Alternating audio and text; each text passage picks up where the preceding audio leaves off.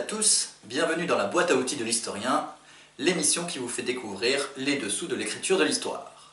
Aujourd'hui, nous allons survoler ensemble une source très classique pour les historiens et les généalogistes, à savoir les registres paroissiaux et l'état civil.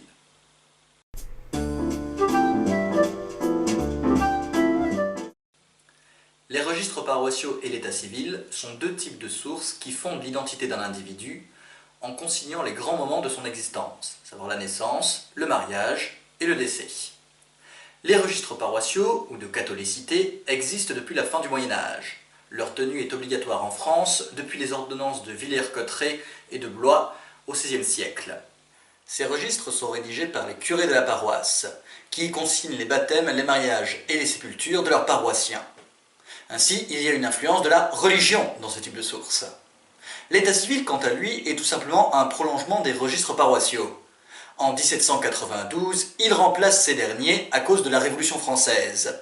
Le maire se substitue au curé.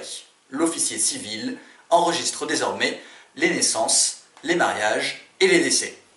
En somme, l'aspect religieux disparaît.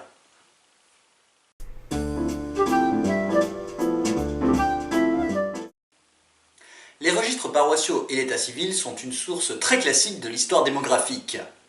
En observant les fluctuations des naissances, des mariages et des décès, on peut ainsi voir les crises démographiques, lorsqu'il y a des famines par exemple.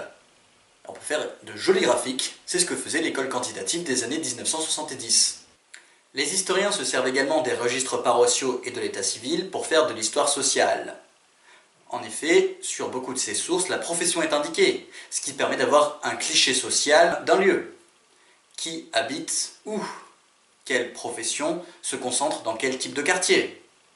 Ce type de source permet également de jauger le niveau d'alphabétisation des populations étudiées, grâce aux signatures.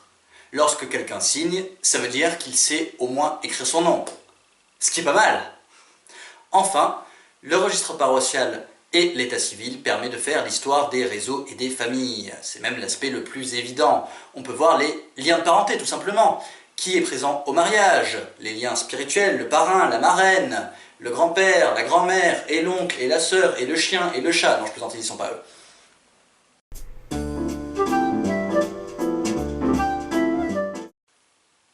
En bref, on peut faire beaucoup de choses avec les registres paroissiaux et l'état civil. La liste que je viens de vous évoquer n'est absolument pas exhaustive.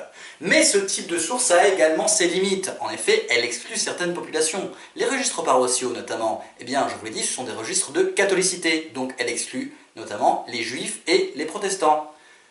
Autre limite, eh bien, c'est l'inégale répartition de conservation des registres paroissiaux et de l'état civil. En effet, dans certains lieux, eh bien, elles ont tout simplement disparu. Je pense notamment à Paris, où les registres paroissiaux et l'état civil manquent avant 1871. En effet, ils ont disparu au cours du tragique incendie de l'hôtel de ville lors de la Commune en 1871. Pour conclure, les registres paroissiaux et l'état civil sont l'une des sources les plus riches dont disposent les historiens. Elles nous permettent d'avoir une foule d'informations dans des domaines très différents. Voilà, cet épisode de la boîte à outils est à présent terminé. J'espère qu'il vous aura plu. À bientôt!